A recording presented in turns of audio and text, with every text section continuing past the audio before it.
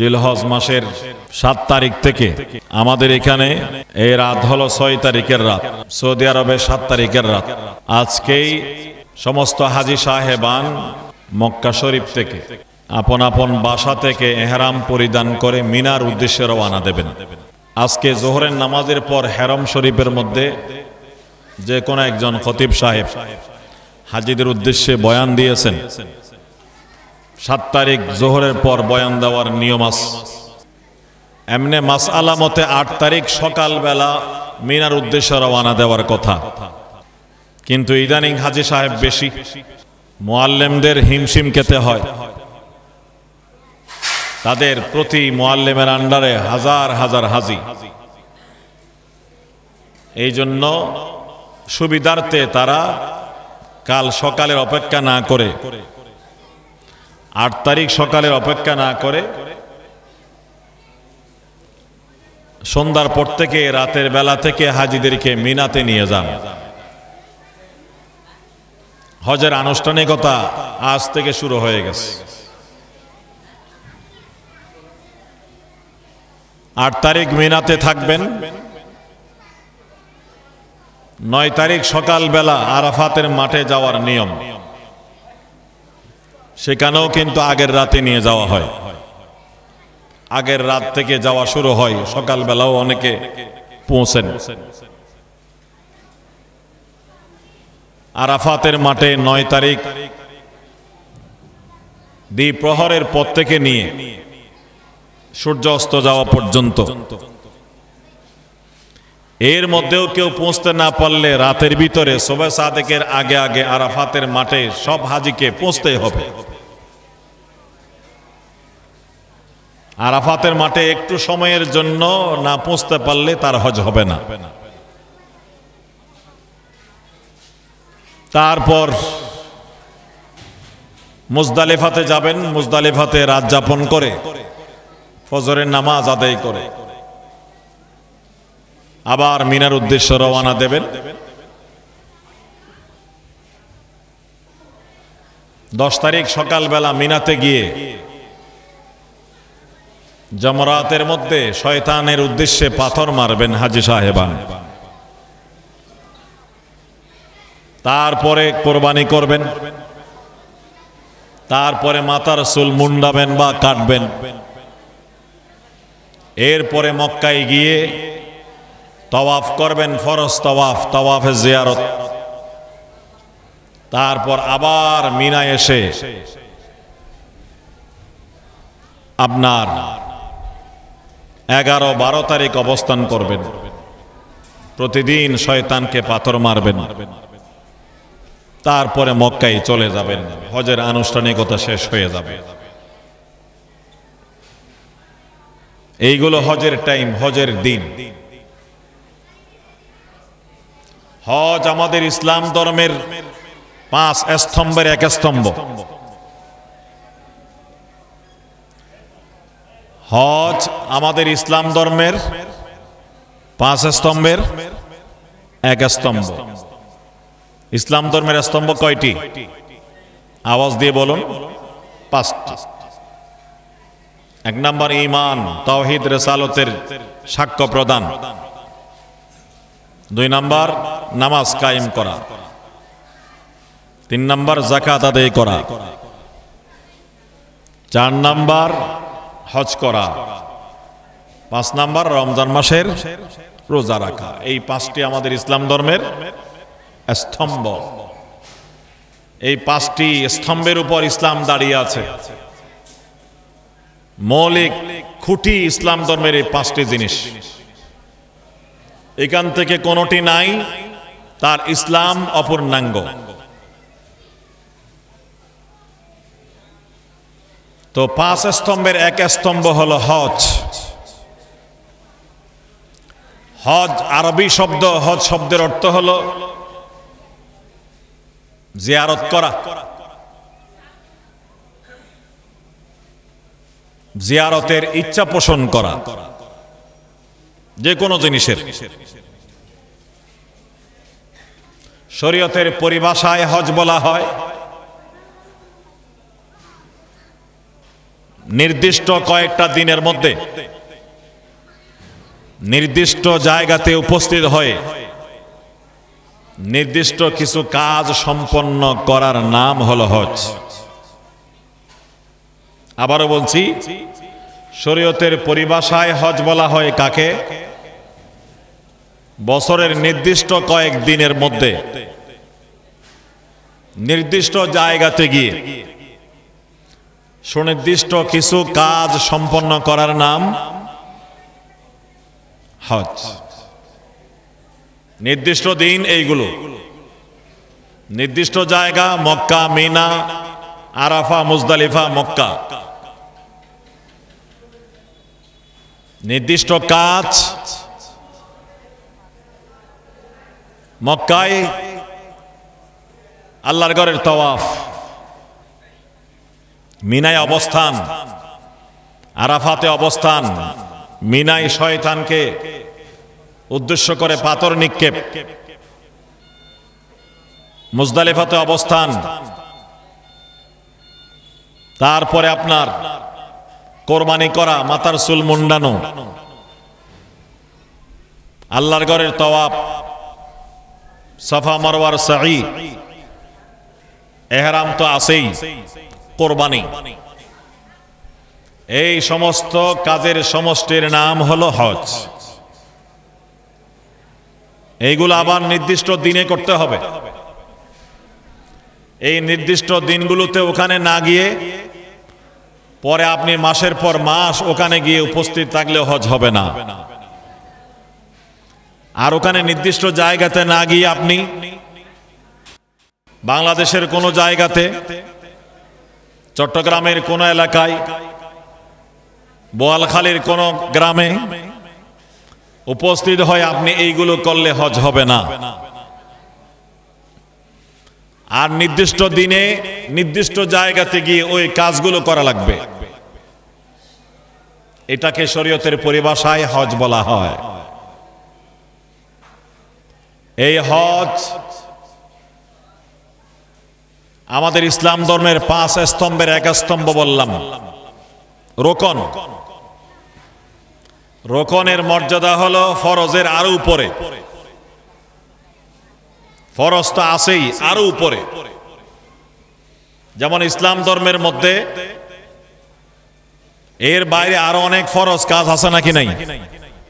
বলেন আপনারা, আরো অনেক ফরজ আছে নাকি নাই? অনেক ফরজ কাজ আছে, কিন্তু সেগুলোকে ইসলামের রোকন বলা হয় নাই। রোকন যেগুলো, এগুলো ফরজ হয়ে ফরজের আরো উপরে, আরো বেশি মর্যাদা। এবং এই হজ যে ফরজ, এটা কোরআন দ্বারা প্রমাণিত। হজ যে ফরজ, এটা সহিহ বিশুদ্ধ হাদিস দ্বারা প্রমাণিত। হজ ফরজ, এটা বিশ্ব মুসলিম, বিশ্বের সমস্ত ওলামায়ে কেরাম, 4 মাযহাবের সমস্ত ফুকাহায়ে কেরাম, সমস্ত মুহাদ্দিসিনে কেরাম, সমস্ত মুফাসসিরিনে কেরামের ঐক্যমত, হজ ফরজ, কারো দ্বিমত নেই। সাথে এখানে হজ ফরজ হওয়ার পিছনে আপনি যুক্তিও, লজিকও দেখাতে পারবেন। যুক্তিও বলে আল্লাহর ঘরের হজ করা সামর্থ্যবান মানুষের উপর ফরজ হওয়া চাই। ইসলামের দলিল কয়টি? 4টি, কোরআন, সুন্নাহ, ইজমা, কিয়াস। হজ এটা যে ফরজ, কোরআন দ্বারা প্রমাণিত, সুন্নাহ দ্বারা প্রমাণিত, ইজমা তথা উম্মতের ঐক্যমত দ্বারা প্রমাণিত, এবং কিয়াস তথা যুক্তি দ্বারাও প্রমাণিত। কোন আয়াত দ্বারা হজ ফরজ প্রমাণিত? আয়াতটা আমি প্রথমে আপনাদের সামনে তেলাওয়াত করেছি। আল্লাহ পাক রব্বুল আলামিন বলেন, ওয়ালিল্লাহি আলান নাসি হিজ্জুল বাইত মান ইসতাতা ইলাইহি সাবিলা। আল্লাহ পাকের হক, ওয়ালিল্লাহি আলান নাস, আল্লাহর হক মানুষের উপর। হিজ্জুল বাইত, আল্লাহর ঘরের জিয়ারত করা কোন মানুষের উপর? মান ইসতাতা ইলাইহি সাবিলা, ওই মানুষের উপর যে মানুষ আল্লাহর ঘর পর্যন্ত পৌঁছতে সক্ষম। তাহলে বুঝে গেল হজ সমস্ত মুসলমানের উপর ফরজ নয়। হজ ফরজ হবে ওই মুসলমানের উপর যার মধ্যে বেশ কয়েকটি শর্ত পাওয়া যাবে। এক নম্বর শর্ত তো হলো মুসলিম হওয়া। অমুসলিমের উপর হজ ফরজ নয়। অমুসলিমের উপর কোনো আমল ফরজ নয়। অমুসলিমের জন্য কোনো বিধান নাই। তার জন্য প্রথম বিধান হলো ঈমান এবং ইসলাম ধর্ম গ্রহণ করা। এরপরে বাকিগুলো আসবে একটার পর একটা। তাহলে হজ ফরজ হওয়ার জন্য এক নম্বর শর্ত কি হতে হবে? মুসলিম। যদি কেউ মুসলিম না হয় তার উপর হজ ফরজ নয়। দুই নম্বর, ওই মুসলিম বালেগ হতে হবে, প্রাপ্তবয়স্ক। নাবালেগ কোটিপতি হলেও তার উপর হজ ফরজ নয়। তাই নাবালেগ সন্তান যদি মা বাবার সাথে হজে যায়, বড় লোক ইদানিং অনেকে পুরা ফ্যামিলি নিয়ে হজ ওমরায় যায়, যায় কি যায় না? আলহামদুলিল্লাহ, এটা এখন আমাদের দেশে শুরু হয়েছে। অন্য দেশে আরো আগে থেকে ছিল। পুরা ফ্যামিলি নিয়ে, ফ্যামিলির সব মেম্বার নিয়ে হজ ওমরায় যাচ্ছেন। এখানে ছোট বাচ্চারা নাবালেগ, এরা যদি মা বাবার সাথে হজ করে, বালেগ হওয়ার পর হজ ফরজ হলে তাদেরকে আবারও করতে হবে। বলে আমি না আমার বাবার সাথে হজ করে আসলাম 6 বছর বয়সে।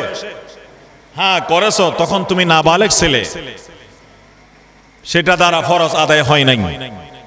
বালেগ হওয়ার পর তোমাকে আবার করতে হবে। এটা 2 নম্বর শর্ত। 3 নম্বর শর্ত হলো আকেল হতে হবে, সুস্থ মস্তিষ্ক সম্পন্ন হতে হবে, জ্ঞানী এবং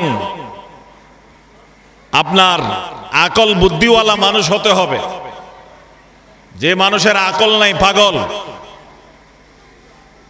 এরকম মানুষ কোটি কোটি টাকার মালিক হলেও তার উপর হজ ফরজ নয়। আকল হওয়া লাগবে। হজ ফরজ হওয়ার জন্য আরেকটি শর্ত হলো হজে যাওয়ার জন্য তার আর্থিক সঙ্গতি থাকতে হবে। আল্লাহর ঘর পর্যন্ত পৌঁছতে পারে সেই পরিমাণ টাকা পয়সা তার কাছে থাকতে হবে। এবং যে কয়দিন উনি হজে থাকবেন, 1 মাস থাকবেন, 40 দিন থাকবেন, তার ঘরে তার যে পরিবারের সদস্য আছে এদের 1 মাস 40 দিনের জন্য খরচের টাকা তাদেরকে জোগাড় করে দিতে হবে। এরপরে উনি হজে যাবেন। তো হজে যাওয়া আসায় যে পরিমাণ টাকা পয়সা লাগবে ওই পরিমাণ টাকা পয়সা তার থাকতে হবে। মহিলাদের উপর হজ ফরজ হওয়ার জন্য আরো একটা শর্ত আছে। মহিলা একা হজে যেতে পারে না, হয় স্বামীর সাথে যাবে। স্বামীও যাচ্ছেন, স্বামীর সাথে উনিও যদি যায় তাহলে ওনার শুধু নিজের টাকা হলে চলবে। স্বামী নিজে যাচ্ছে, স্বামীর টাকা ওনাকে দিতে হবে না। অথবা নিজের বাপ ভাইয়ের সাথে যাচ্ছে, ওরাও যাচ্ছে, এই মহিলাও যাচ্ছে, নিজের খরচ থাকলে যথেষ্ট। যদি মহিলা হজ ফরজ হয়েছে, তার বাবা, স্বামী, ভাই, রক্ত সম্পর্কীয় যাদের সাথে স্থায়ীভাবে বিবাহ হারাম, এইরকম কেউ নাই যার উপর হজ ফরজ হয়েছে। ওরা গরিব, মহিলার কাছে টাকা আছে। এখন এই মহিলার উপর হজ ফরজ হওয়ার জন্য শুধু নিজের খরচ থাকলে হবে না, সাথে আরেকজন যে নিয়ে যাবে, যাকে নিয়ে যাক রক্ত সম্পর্কীয় থেকে, ওর উপর তো হজ ফরজ হয় নাই, ও টাকা দিয়ে যাবে না, মহিলাকে তার টাকাও দিতে হবে।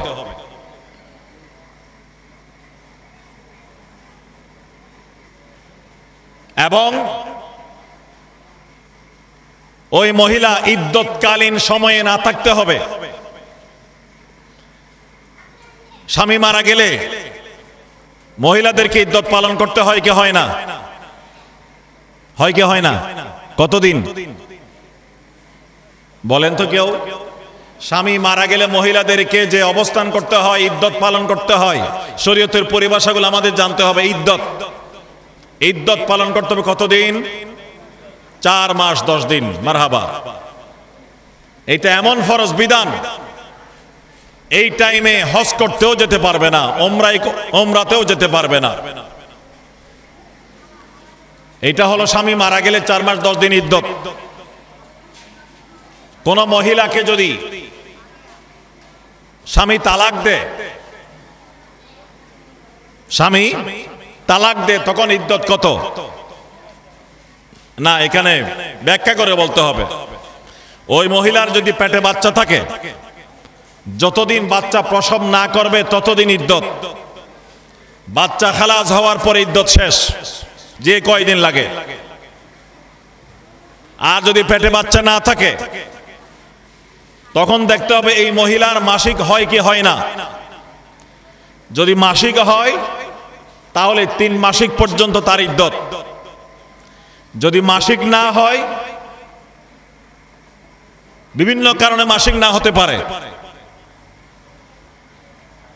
বয়স বেশি হয়ে গেল মাসিক হয় না, যদি মাসিক না হয় যে কারণে হোক, মাসিক আর ব্লাড তার দেখা যায় না, তখন সেই মহিলার ইদ্যত, স্বামী যদি তাকে তালাক দেয়, সেই মহিলার ইদ্যত হলো 3 মাস।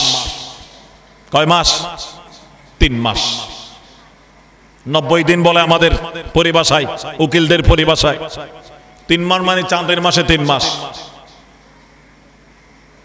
চাঁদের মাসে 3 মাস। এটা এই মহিলার জন্য। কিন্তু ওরা এটা শরীয়তের বিধান যেহেতু জানে না, বুঝে না, বলে স্বামী স্ত্রীকে তালাক দিলেই তার ইদ্যত হবে 90 দিন 3 মাস। কিন্তু বললাম তার যদি মাসিক হয় 3 মাস 90 দিন বললে হবে না, যতদিন তার 3 মাসিক শেষ না হয়। কোন মহিলাদের মাসিক নিয়মিত হলে 3 মাসও হয়ে যেতে পারে, যদি নিয়মিত না হয় 5 মাসও লাগতে পারে। কথা বুঝাচ্ছে? 6 মাসও লাগতে পারে। তাই শরীয়তের বিধানগুলো বিজ্ঞ আলেম থেকে বুঝে নিতে হবে। আল্লাহ পাক আমাদেরকে বুঝার আমল করার তৌফিক দান করুন। তাহলে মহিলার উপর হজ ফরজ হওয়ার জন্য সাথে কি লাগবে? সাথে মাহরাম পুরুষ লাগবে। বলে মহিলার এখন একা একা কোথায় না যায়, হজে কেন যেতে পারবে না? তো একা একা কোথায় না যায়, আমরা কি যাওয়ার জন্য বলছি? শরীয়ত বলছে মুসাফাতে সফর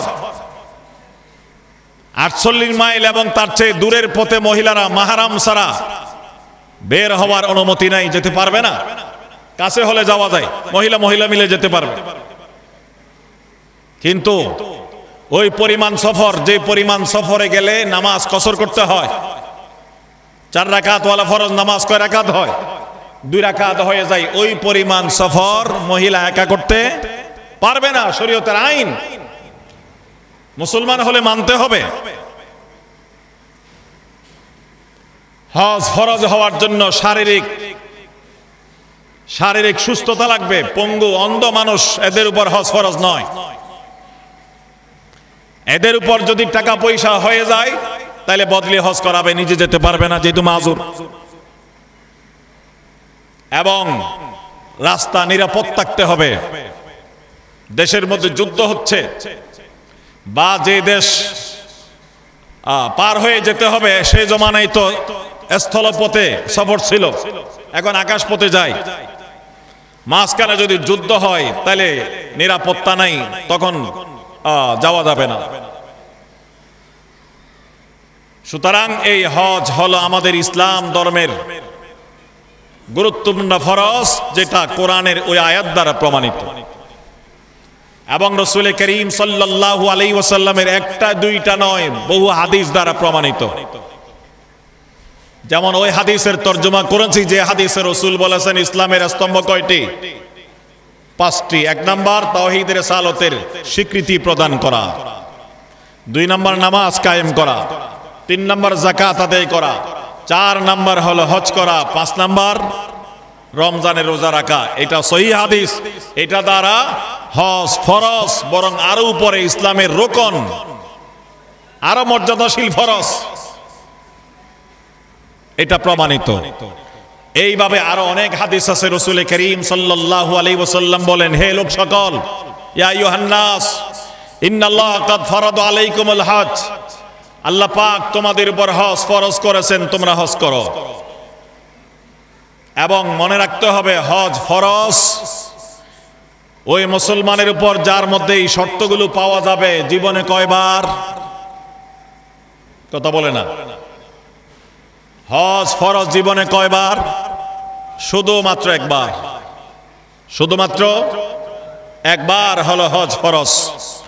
বাকি যত করবেন একবারের পরে সবগুলো হবে নফল।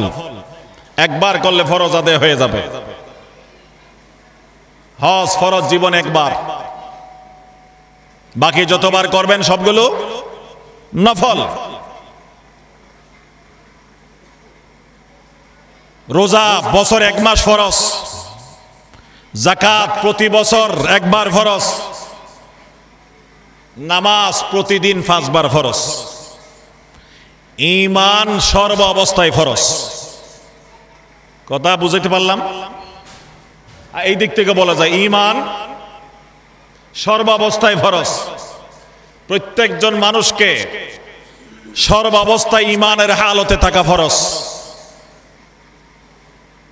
এটা প্রতি মুহূর্তের ফরজ। এক মুহূর্তে ঈমান থেকে মানুষ খালি যেতে পারবে না। 2 নম্বর, প্রতিদিন 5 বার ফরজ। কি জিনিস? নামাজ। বছরে 1 মাস ফরজ রোজা। প্রতি বছর 1 বার ফরজ যাকাত। আর জীবনে 1 বার ফরজ হজ। রাসূল বলেন, হে লোক সকল, তোমাদের উপর আল্লাহ হজ ফরজ করেছেন, তোমরা হজ করো। এক সাহাবী বলেন, ইয়া রাসূলুল্লাহ, হজ কি প্রতি বছর করা লাগবে? এর আগে এই মাসালা রাসূল ক্লিয়ার করেন নাই। হজ ফরজ, তোমরা হজ করো, এই কথা বলেছেন। তো রোজাও তো ফরজ, যাকাতও ফরজ, যেগুলো প্রতি বছর করতে হয়। তাই সাহাবী প্রশ্ন করলেন, হুজুর, হজ কি প্রতি বছর করতে হবে? রাসূল জবাব দিলেন না।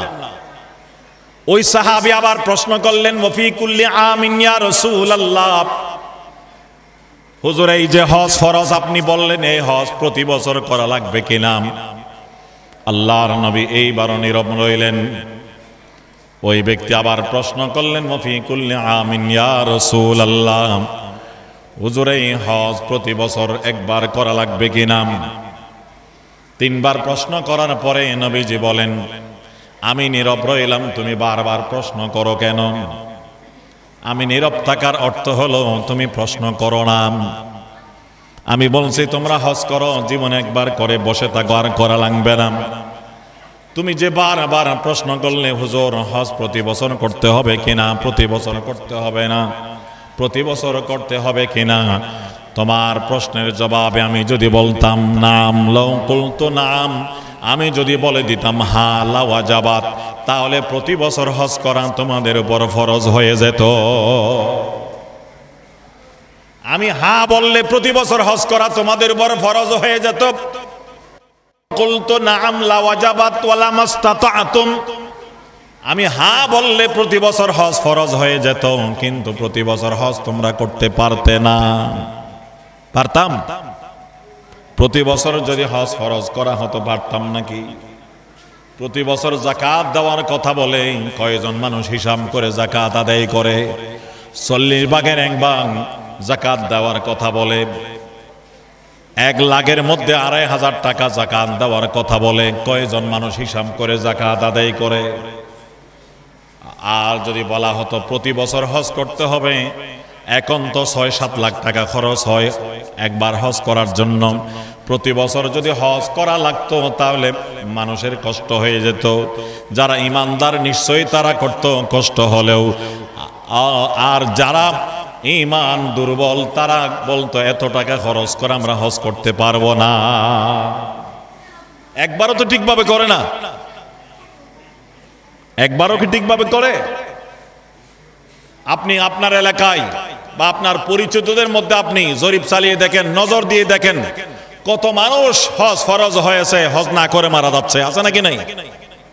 বহু মানুষ এমন আছে হজ ফরজ হয়েছে কিন্তু হজ করে নাই, বলে আমার মেয়ে উপযুক্ত হয়েছে বিয়ে দিতে হবে, ছেলে উপযুক্ত হয়েছে তার জন্য বউ আনতে হবে, বাচ্চার জন্য বউ আনতে হবে, ঘর করে নেই ঘর করতে হবে, আমি এখনো চাকরি করি চাকরি থেকে অবসরে যেতে হবে, এই বাহানায় বাহানায় কত মানুষ হজ করে না। অথচ মাসালা জানে না, ছেলের জন্য বউ আনতে হবে, মেয়ে বিয়ে দিতে হবে, এগুলো কি হজের জন্য শর্ত? আর মিয়া তোমাকে বিয়ে করতে হবে এটাও জরুরি না, শর্ত না। তোমার উপর যদি হজ ফরজ হয়ে যায় তুমি বিয়ে করার আগে হজ করে আসো। মেয়ে বিয়ে দিয়ে হজে যাবে এটা তো পরের কথা, তোমার বিয়েরও শর্ত নাই। তোমার উপর যদি হজ ফরজ হয়ে যায় বিয়ে বাদ দাও, বিয়ে পরে করো, আগে হজ করে আসো। কারণ স্বাভাবিক অবস্থায় বিয়ে করা কি সুন্নতে মুআক্কাদা। যখন আর্থিক সঙ্গতি আছে, শরীরের চাহিদা এত বেশি বেড়ে যাবে, শাদী না করলে গুনায় লিপ্ত হওয়ার আশঙ্কা আছে, এবং শাদী করলে বিবির হক ঠিকভাবে আদায় করতে পারবে নিশ্চয়তা আছে, শাদী না করলে গুনায় লিপ্ত হওয়ার আশঙ্কা আছে, তখন বিয়ে করা ওয়াজিব হয়ে যায়। স্বাভাবিক অবস্থায় বিয়ে করা কি সুন্নতে মুআক্কাদা, কিন্তু হজ করা ফরজে আইন, ফরজে আইন। এই জন্য বললাম নিজের বিয়ে করে হজে যেতে হবে, এটাও তো দেখার বিষয় না। হজ ফরজ হয়ে গেলে নিজের বিয়ের আগে হজ করে আসতে হবে। আমাদের এইদিকে ইন্দোনেশিয়া আছে না, ইন্দোনেশিয়াতে ছেলে মেয়েদের বিয়ের সময় দেখা হয় ছেলে মেয়ে হজ করেছে কিনা, হজ করেছে কিনা। যেমন দেখা হয়, আগে বেশি দেখা হতো বিয়ের সময় মেয়ে কোরআন শরীফ পড়েছে কিনা, নামাজ জানে কিনা, এগুলো দেখার প্রয়োজন আছে নাকি নাই? পর্দা করে কিনা, মেয়ের মা পর্দা করে কিনা দেখার দরকার আছে নাকি নাই? কোরআন শরীফ পড়তে জানে কিনা, নামাজ জানে কিনা। আগে ছেলের মা, ছেলে সহ ছেলের বোন এরকম গেলে মেয়ে দেখার জন্য নামাজের মাসালা জিজ্ঞেস করতো, সূরা ফাতিহা তেলাওয়াত করতে বলতো, তুমি সূরা ফাতিহাটা তেলাওয়াত করো তো আমরা শুনি। ইদানিং কি বউ দেখতে গেলে সূরা ফাতিহা তেলাওয়াত করে শুনে? নামাজের ফরজ কয়টা জিজ্ঞেস করে?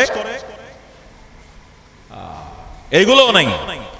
ইন্দোনেশিয়ার কথা বললাম, মেয়ে দেখতে গেলে ছেলের জন্য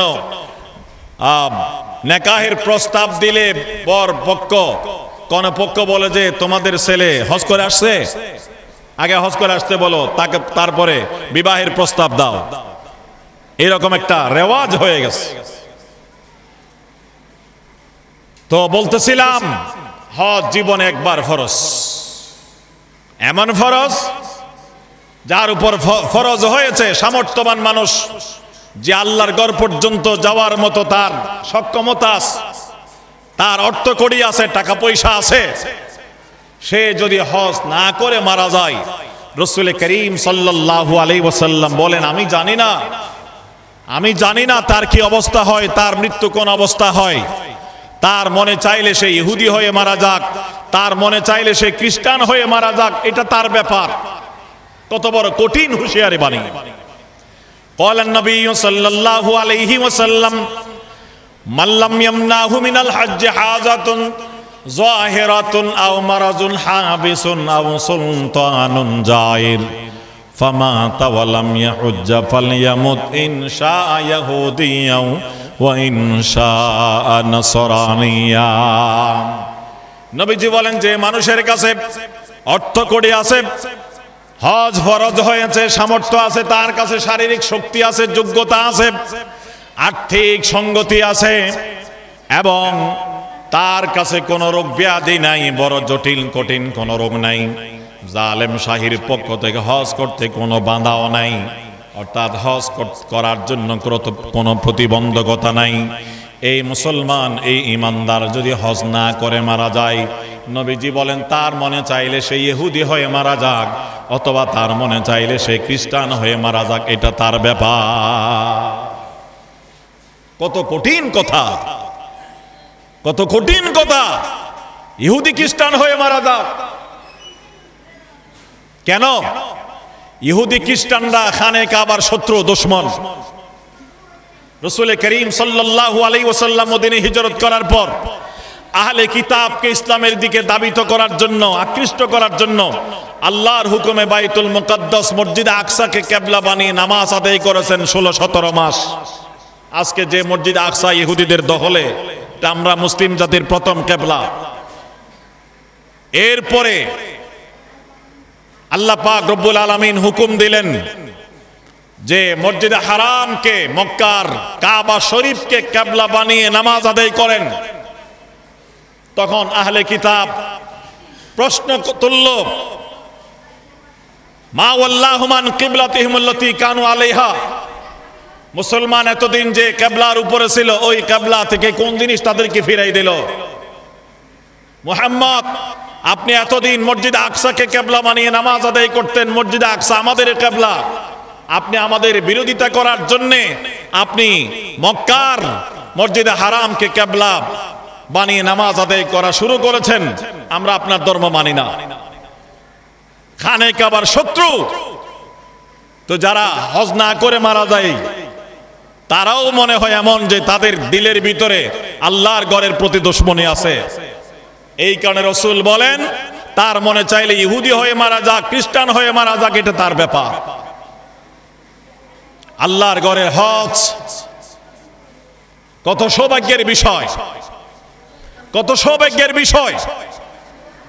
এটা কোরআন, সুন্নাহ, ইজমা, কিয়াস দ্বারা প্রমাণিত ফরজ।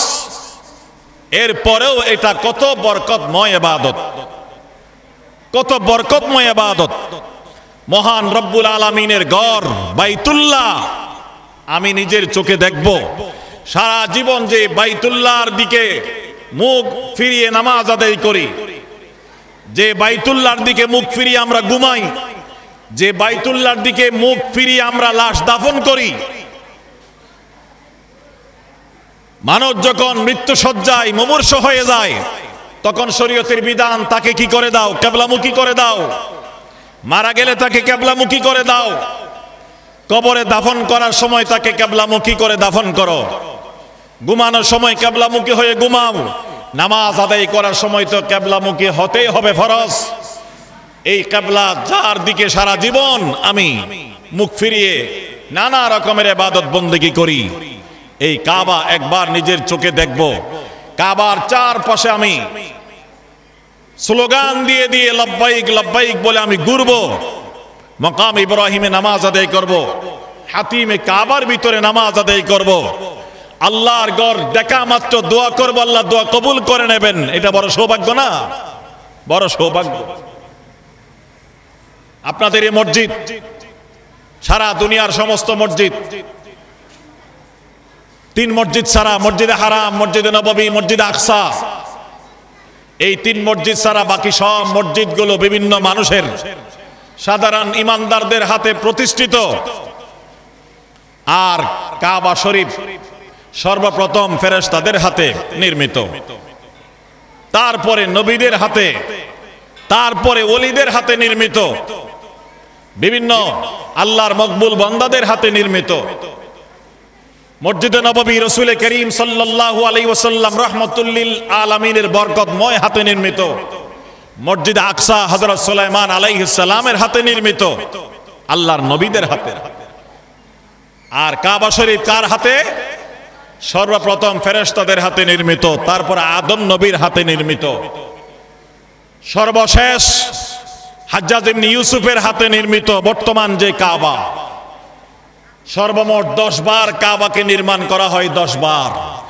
বানা বাইতা রব্বিল আরশে আশরুন ফাখুযুহুম মালাইকাতুল্লাহিল কিরামু ওয়া আ'দামু ফাশীশুন ওয়া ইব্রাহিম সুম্মা আমালিকা কুসাইয়ুন কুরাইশুন সুম্মা যায়্যানা জুরহাম ওয়া আবদুল ইলাহ ইবনুজ জুবাইরি লাকাদ বানাম বিনাউন লিহাজ্জাজিন ওয়া হাযা মুতাম্মিমু বিনাউন লিহাজ্জাজিন ওয়া হাযা মুতাম্মিমু। খানে কাবাকে সর্বপ্রথম নির্মাণ করেছেন আল্লাহর ফেরেশতারা। 2 নম্বরে নির্মাণ করেছেন আদম আলাইহিস সালাম, 3 নম্বরে শীশ আলাইহিস সালাম, 4 নম্বরে ইব্রাহিম আলাইহিস সালাম, 5 নম্বরে কওমে আমালেকা সম্প্রদায়, 6 নম্বরে কুসাই, 7 নম্বরে আপনার জুরহাম সম্প্রদায়। কুসাইয়ুন কুরাইশুন সুম্মা যায়্যানা জুরহাম, তারপরে কুরাইশ 8 নম্বরে, 9 নম্বরে আব্দুল্লাহ ইবনে জুবাইর, 10 নম্বরে হাজ্জাজ ইবনে ইউসুফ। বানা বাইতা রব্বিল আরশি আশরুন ফাখুযুহুম মালাইকাতুল্লাহিল কিরাম ওয়া আদামু ফাশীশুন ওয়া ইব্রাহিম সুম্মা আমালিকা কুসাইয়ুন কুরাইশুন সুম্মা যায়্যানা জুরহাম ওয়া আবদুল ইলাহ ইবনুজ জুবাইরি লাকাদ বানা বিনাউন লিহাজ্জাজিন ওয়া হাযা মুতাম্মিমু। আদম আলাইহিস সালাম নিজের হাতে দ্বিতীয়বার নির্মাণ করলেন। এরপরে যাদের নাম বললাম, আদমের পরে শীশ, তারপরে ইব্রাহিম, তারপরে কওমে আমালেকা, তারপরে হচ্ছে কুসাই, তারপরে হচ্ছে কুরাইশ, তারপরে কবিলে জুরহাম, তারপরে আব্দুল্লাহ ইবনে জুবাইর, তারপরে হাজ্জাজ ইবনে ইউসুফ। আদম আলাইহিস সালাম, তার আগে ফেরেশতারা যে কাবা নির্মাণ করেছিলেন, নূহ আলাইহিস সালামের বন্যার সময় সেটা মাটির নিচে চাপা পড়ে যায়, বালুর নিচে দেওয়াল ভেঙে যায় বন্যার পানির স্রোতে। ইব্রাহিম আলাইহিস সালাম যখন নবী হয়ে আসলেন, আল্লাহ পাক তাকে নবুয়ত দিলেন। আল্লাহ পাক রব্বুল আলামিন তাকে খলিল বানালেন, তাকে ওইভাবে গড়ে তুললেন। ইব্রাহিমকে আল্লাহ নির্দেশ দিলেন, ও আমার খলিল ইব্রাহিম, আমার কাবা শরীফকে আমি আবার তুমি পুনর্নির্মাণ করো। ইব্রাহিম আলাইহিস সালাম বলেন, বাড়ি তালা কোথায় তোমার ঘর? কাবার অস্তিত্ব কোথায়? কাবার ভিত্তি কোথায়? আমি তো জানি না, কোথায় আমি নির্মাণ করব? এখানে তো বালুর কারণে এটা মাটির নিচে চাপা পড়ে গেছে। আল্লাহ পাক রব্বুল আলামিন ফেরেশতাদের মাধ্যমে ইব্রাহিম আলাইহিস সালামকে খানে কাবার জায়গা চিহ্নিত করে দিলেন, দেখাই দিলেন। ওখানে ইব্রাহিম আলাইহিস সালাম তার ছেলে ইসমাইল আলাইহিস সালামকে সহযোগী হিসেবে নিয়ে আল্লাহর ঘর নির্মাণ করা শুরু করলেন। আল্লাহ পাক বলেন, ওয়া ইয ইয়ারফাউ ইব্রাহিমুল কাওয়াইদা মিনাল বাইতি ওয়া ইসমাইল রব্বানা তাকাব্বাল মিন্না ইন্নাকা আনতাস সামিউল আলিম। ইব্রাহিম আলাইহিস সালাম মিস্ত্রি হয়ে গেলেন, ইসমাইল আলাইহিস সালাম হেল্পার হয়ে গেলেন। বাপ বেটা দুজনে মিলে আল্লাহর ঘর নির্মাণ করলেন। ঘর যখন নির্মাণ করা হয়ে গেল, কাবা শরীফের নির্মাণ শেষ হয়ে গেল, এবার আল্লাহ নির্দেশ দিলেন, ও ইব্রাহিম, পাশে যে জবলে আবি কুবাইস, এই পাহাড়ের উপরে দাঁড়িয়ে বিশ্ববাসীকে তুমি হজ করার জন্য দাওয়াত দাও। ইব্রাহিম আলাইহিস সালাম বলেন, আল্লাহ, আমি পাহাড়ের উপরে দাঁড়িয়ে যদি ডাক দেই, এখানে কোনো মানুষ নাই, কোন এলাকার মধ্যে জনবসতি নাই, কে আমার আওয়াজ শুনবে? আল্লাহ পাক রব্বুল আলামিন বলেন, ইব্রাহিম, ডাক দেওয়ার দায়িত্ব তোমার। যারা যারা হজ করতে আসবে কিয়ামত পর্যন্ত, তাদের কানে আওয়াজ পৌঁছাই দেওয়ার দায়িত্ব আমি আল্লাহ। যারা বর্তমানে, অর্থাৎ তখন ইব্রাহিম আলাইহিস সালামের জমানায়, ওই দিনে ওই তারিখে যত মানুষ পৃথিবীর বিভিন্ন জায়গায়, ওই জাহানের এই জমিনের যে সব জায়গার মধ্যে মানুষ বসবাস করত দুনিয়ায়, তারা এবং যারা সন্তান মায়ের পেটের মধ্যে ছিল তখন তারা, এবং যারা মায়ের পেটেও আসে নাই, দুনিয়াতেও ভূমিষ্ঠ হয় নাই, রূহের জগতের মধ্যে ছিলাম আমরা যারা, তখন ছিলাম রূহের জগতের মধ্যে। ইব্রাহিম আলাইহিস সালামের আওয়াজ আল্লাহ পাক রব্বুল আলামিন 3 প্রকারের মানুষের কানে পৌঁছাই দিলেন। 1 নম্বর যারা তখন জীবিত দুনিয়ায়, 2 নম্বর যারা মায়ের পেটে সন্তান, 3 নম্বর যারা রূহের জগতে তখন ছিল। কিয়ামতের দিন সন্ধ্যার পর্যন্ত যাদের জন্ম হবে, শেষ মানুষ পর্যন্ত যারা রূহের জগতে ছিল, সবার কানের মধ্যে আল্লাহ পাক রব্বুল আলামিন ইব্রাহিম আলাইহিস সালামের আওয়াজ পৌঁছাই দিলেন। আল্লাহ পাক রব্বুল আলামিন নির্দেশ দিলেন, ইব্রাহিম ডাক দেওয়ার, এলান করে দেওয়ার দায়িত্ব তোমার, তোমাকে আমি নির্দেশ দিলাম, তাদের কানে পৌঁছাই দেওয়ার দায়িত্ব আমি আল্লাহর। তুমি এলান করে দাও, হজের দাওয়াত দাও বিশ্ববাসীকে। তোমার এই দাওয়াত পেয়ে সারা পৃথিবীর বিভিন্ন প্রান্ত থেকে মানুষ পায়ে হেঁটে হেঁটে এবং ঘোড়ার উপর সওয়ার হয়ে, ওটের উপর সওয়ার হয়ে এবং যুগের পরিবর্তনে বিভিন্ন বাহনের মাধ্যমে মানুষ আমার ঘরের হজ করার জন্য পৃথিবীর প্রত্যন্ত অঞ্চল থেকে এই ঘরের মধ্যে হাজির হয়ে যাবে। আল্লাহ বলেন, ওয়াজ্জিন ফিন্নাসি বিল হজ ইয়াতুকা রিজালান ওয়া আলা কুল্লি দামির ইয়াতিনা মিন কুল্লি ফাজ্জিন আবিদ। ওয়াজ্জিন ফিন্নাসি বিল হজ, ইব্রাহিম সমস্ত মানুষের মাঝে তুমি হজের এলান করে দাও। ইয়াতুকা রিজালান ওয়া আলা কুল্লি দামির, মানুষ পায়ে হেঁটে আসবে এবং কেউ দুর্বল উটের উপর সওয়ার হয়ে আসবে। কিসের উপর সওয়ার হয়ে? দামির, দুর্বল উট। তো দুর্বল উটের উপর সওয়ার হয়ে এত লম্বা পথ যাবে কেমনে? উট নির্বাচন করে তখন দুর্বল নয়, এত দূর যেতে যেতে দুর্বল হয়ে যাবে যে। ওয়ালা কুল্লি দামির ইয়াতিনা মিন কুল্লি ফাজ্জিন আমিক। আল্লাহ বলেন, পৃথিবীর প্রত্যন্ত অঞ্চল থেকে মানুষ তোমার এই আহ্বান শুনে, তোমার এই এলান শুনে হজ করার জন্য আমার ঘরের মধ্যে চলে আসবে। মুফাসসিরিনে কেরাম লেখেন, ওই দিন ইব্রাহিম আলাইহিস সালাম যে এলান দিয়েছিলেন, যে আওয়াজ দিয়েছিলেন, হজের ডাক দিয়েছিলেন, তখন যত মানুষ দুনিয়ায় ছিল আল্লাহ পাক তাদের কানে আওয়াজ পৌঁছাই দিলেন। যারা সন্তান মায়ের পেটে ছিল তাদের কানে আল্লাহ আওয়াজ পৌঁছাই দিলেন। এবং কিয়ামত পর্যন্ত যত মানুষ আসবে তখন রূহের জগতে ছিল, সবার কানে আল্লাহ পাক আওয়াজ পৌঁছাই দিয়েছিলেন। সবাই আওয়াজ শুনেছে। এই আওয়াজ শোনার পরে যারা লব্বাইক বলে ওই ডাকে জবাব দিয়েছিল তারা হজ করার সুযোগ পাবে। ইব্রাহিম আলাইহিস সালামের ডাকের যারা জবাব দিয়েছিল, জবাবি ভাষা কি? লব্বাইক, লব্বাইক আল্লাহুম্মা লব্বাইক, লব্বাইক লা শারীকা লাকা লব্বাইক, ইন্নাল হামদা ওয়ান নি'মাতা লাকা ওয়াল মুলক লা শারীকা লাক, লব্বাইক আল্লাহুম্মা লব্বাইক, লব্বাইক লা শারীকা লাকা লব্বাইক, ইন্নাল হামদা ওয়ান নি'মাতা লাকা ওয়াল মুলক লা শারীকা লাক। ইব্রাহিম আলাইহিস সালামের আওয়াজ শুনে যারা জবাব দিয়েছে লব্বাইক, তারা হজ করতে পারবে মওতের আগে আগে। যারা একবার লব্বাইক বলে জবাব দিয়েছে একবার হজ করবে। যারা দুইবার লব্বাইক বলেছে তারা দুইবার হজ করতে পারবে। তারা তিনবার, যারা তিনবার লব্বাইক বলে জবাব দিয়েছে তিনবার হজ তাদের তৌফিক হবে। যারা চারবার লব্বাইক বলে জবাব দিয়েছে তারা চারবার করতে পারবে। যারা পাঁচবার লব্বাইক বলে জবাব দিয়েছে তারা পাঁচবার। যারা 10 বার লব্বাইক লব্বাইক বলে জবাব দিয়েছে তারা 10 বার। যারা 20 বার লব্বাইক বলে জবাব দিয়েছে তারা মওতের আগে আগে 20 বার। যারা 50 বার জবাব দিয়েছে তারা 50 বার। যারা 100 বার জবাব দিয়েছে তারা 100 বার হজ করার তৌফিক পাবে মওতের আগে আগে। আমাদের পটিয়া মাদ্রাসার হাজী সাহেব হুজুর রহমতুল্লাহি আলাইহি কয়বার লব্বাইক বলেছিলেন আল্লাহ জানে। জীবনে প্রতি বছর হজ, জীবনে প্রতি বছর হজ। কয়বার আমার সংখ্যা জানা নেই, এই জন্য বলতে পারতেছি না। 50-এর কাছাকাছি হবে, 50 বারের কাছাকাছি হবে। তাহলে বুঝে গেল ততবার হাজী সাহেব হুজুর লব্বাইক লব্বাইক লব্বাইক বলে জবাব দিয়েছিলেন।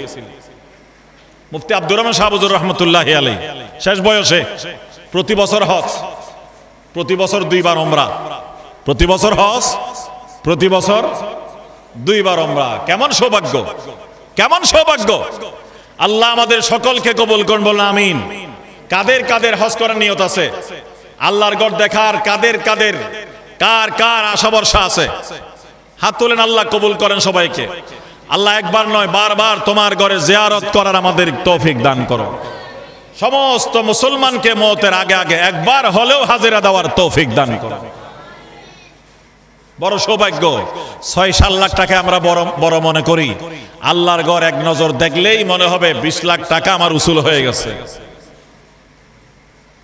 কিতাবে আছে আল্লাহর ঘর প্রথমে জীবনে যখন নজরে পড়বে সাথে সাথে যে দোয়া করবো ওই দোয়া কবুল।